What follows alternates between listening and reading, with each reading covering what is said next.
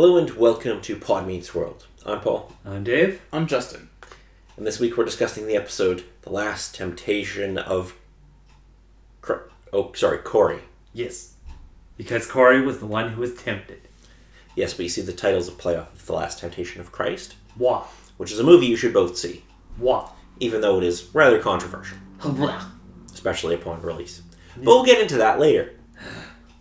This episode originally aired December 1st, 1995.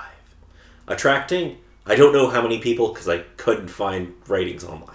Really? Well, Yeah. somewhere in the 15 to 20 million range. Who knows? Yeah. Because normally I can find newspaper articles that say, like, this is how many people watch, but there's none available for this episode. Oh well. Number one movie in America this week. December of 95. I'll give you a hint. The creator of Buffy worked on this movie.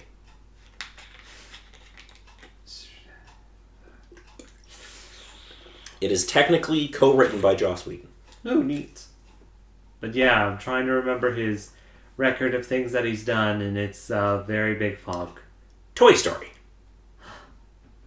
Oh no, that makes sense. He wrote Toy Story? He co-wrote Toy Story. Co-wrote? He's one of the writers on that film, yes. Interesting. I didn't know. It may have been one of the first drafts, maybe. Yeah, there's probably a lot more death and depression in it. Anyway. Number one show on TV this week. ER? No. It's not ER. Sucked in, dickhead. Ha. It was Seinfeld. I'm assuming it's the episode The Sponge, because that's the one that airs on the 9th, but I'm not sure. It could have also just been a rerun. WWF champion at the time, Bret Hart. Ooh. WCW champion at the time. Still vacant? No. We have a champion. We do. It is Randy Savage winning the belt at World War III 1995. Oh, yay. Randy Savage is feckin' great. True, but still... Hulk Hogan's throne has been dethroned. Well, see... For now. Okay, so technically Randy Savage does get the title. What? But Hulk Hogan got the spotlight. Because he changed the booking mid-match. What the look Justin's giving me with that, like, how the feck did that happen? So they had a big 3-ring, 60-man battle royal. Okay. The booking was for the Giant to throw Hogan off over the top rope and eliminate him legitimately. Hogan decided, mid-match, I don't like this booking, I'm going to go out between the ropes and not technically be eliminated. So that there's controversy and he gets a rematch for the title, was probably his thinking. Hogan. Billboard charts number one song for the week. Any guesses? Any guesses? Was it the fantasy? No. Man, there's too much change. It was One Sweet Day by Mariah Carey and Boyz II Men. Oh man, So, double whammies. just with... a collab Yes, yeah. of sorts. Okay. And for video games, we have a few things to go through. Are they neat things? Alrighty, so some of these don't have actual release dates listed, so... Alrighty, so November 24th, we have Battle Arena Toshinden 2 on the PS1 and arcade. We have Marathon 2 on the Mac, which was created by Bungie. Pre-Halo, obviously. Obviously. November 30th, we have The Dig, which was a LucasArts game. At some point in December, Team 17 released this little game called Worms. Also in December, Phantasy Star 4, The End of the Millennium, was released. Awesome. I do enjoy that one. That was the release in North America, like the localization. Mm-hmm. And also Time Crisis is limited, or is shown as being released in December, but it's also shown as being released in October, so, Like, first Time Crisis and then this one was just an updated version, supposedly? They both just say Time Crisis, and they both say they're in their arcade. So I don't know which one's true. Maybe one was the, like, Japanese release and the other is American, but it doesn't specify. And also, on December 1st, Capcom blessed the SNES with a little game. Meh. Mega Man X3. Oh, just X3? Yes. Okay. I mean, it could have been Mega Man Soccer. Yeah, that was a game somewhere. I want Mega Man Soccer. So frickin' bad. That is one of my life goals, is to own that game. Okay. I set myself very achievable goals. Well, That's a very achievable goal. Because it's I like a think. $40 game. well, I think it's a question of would you like it within more of the 2-bit style that Mega Man was accustomed to at the time, or more live action or... It's a Super Nintendo It's game. a Super Nintendo game. It is an actual game Yeah, that yeah. exists.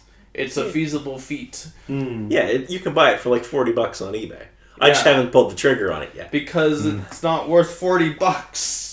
But it is, Justin. It is. It kind of Anyway. lets you know about the headspace that all of us kind of have. Anyway, let's move on to the episode. Wow. With Topanga sick, Cory and Sean are left unsupervised at school. Because apparently Topanga's their supervisor. I mean, it's kind of true. Well, honestly, most everyone supervises Cory and Sean, be it Mr. Feeney or the teachers, Topanga, of course. Minkus, at the time when he was around. In season 1? I guess we'll make a return at some point. But I'm not saying when. Sadness. Libby Harper and Missy Robinson, two cute girls in their class, seem to flirt with Cory due to what Sean calls the scent. When Mr. Feeney assigns a group project and prevents Cory and Sean from working together, Cory decides to work with Missy Robinson to avoid Trini. Fair enough. Trini's annoying. Yeah. Don't work with Trini. She's annoying. She is also Topanga's friend. She's annoying. She is also a fairly decent person under deep down. She's annoying. We now know Paul's trigger. She's feckin' annoying. Topanga's annoying best friend and project partner. During lunch, Missy calls Cory over so that they can sit together. After telling Cory of her new moisturizer, she invites Cory to a party she's throwing that night and tells Cory to bring Sean. Cory feels guilty and decides to ask Topanga if he can go. At Topanga's house, Cory is surprised to see Trini there. After she leaves, he tells Topanga about his day. She already knows that Cory's partner's with Missy Robinson because Trini told her, because of course she did. Yeah. And she's okay with it. She says he can go to the party, but he promises to return to her house with ice cream by 9 o'clock, lest they be at war. Yeah, there'll be a war. Missy's partner is not exactly what Cory, or party is not exactly what Cory and Sean expected. Only Missy and Libby Harper are there, and all they want to do is make out. Libby easily lures Sean away, leaving Cory and Missy alone. Missy tries to seduce Cory, but Cory dodges again and again, changing the subject from the mounted deer heads on Missy's father's wall to his life story. Meanwhile, Missy grows impatient and tries harder to seduce Cory. She points out that it's after 9 and Cory panics and rushes to grab the phone to call Topanga. Missy refuses to let him leave and kisses him, then immediately kicks him out when her father arrives home. Apparently he doesn't allow her to have boys over and gives him a detailed escape route. I'm guessing this isn't the first time you've done this. Yeah, if you have that detail of a escape route for it. Cory arrives at Chubby's to buy Topanga's ice cream, but bemoans his kiss with Missy. Sean tells him it's no big deal, and when Topanga shows up, Cory could get away with it easily. He feels guilty, though, and confesses the whole thing. Topanga's is angry, but forgives him because he clearly regrets it. As a punishment, she kisses him, imparting her disease. Although that wasn't intentional. I don't think. No, it was a case Unless she's like a psychopath deep down. No, I think it was a case of Cory brought up the concern of it wasn't a I'm typical joking. sort of kiss, but I'm joking. Although I do like the fan fiction of Topanga secretly being a psychopath. Because it does explain things. Meanwhile, Eric schemes to get rich quickly by purchasing a signed photo of Teddy Beanbag Bagwell and waiting for him to break the all-time hit-by-pitch record. Alan and Amy are skeptical, but watch with Eric anyway. Just as Bagwell approaches one more hit-by-pitch away from the record, he retires, declaring to the crowd, "I consider myself to be the stupidest man on the face of the earth," which is a reference that we'll get into later. Also, Mr. Feeney tricks Mr. Williams into donating $50 a mile for his charity walkathon by acting like he's feeble and injured. When he walks 10 miles, Mr. Williams is so dejected that he asks Mr. Turner to buy him lunch for the rest of the year. Because Feeney's a fucking scoundrel. It's called the hustle. Anyway, so what did you all think of this episode? Cute episode, sort of working with Cory's concern for wanting to stay girlfriend but getting caught up with all Missy's advances. The side plot of Eric with his obsession with getting rich quick. Just really... Okay, so here's the problem. Can you name who's been hit by the most pitches in the major leagues? Either of you? No. Yeah, I don't think anybody can. So why did he look up this stupid information and think this was a good idea? No, It's because he went into a sports store and someone sold it to him. Because he's Eric. Nah. Okay. And they got $200 out of him. Well, Boy, Faye. man, the get-rich-quick scheme suddenly made him lose money quick. It's almost like they never work out. Anyway, Cory says the line, "Missy Robinson, you're trying to seduce me."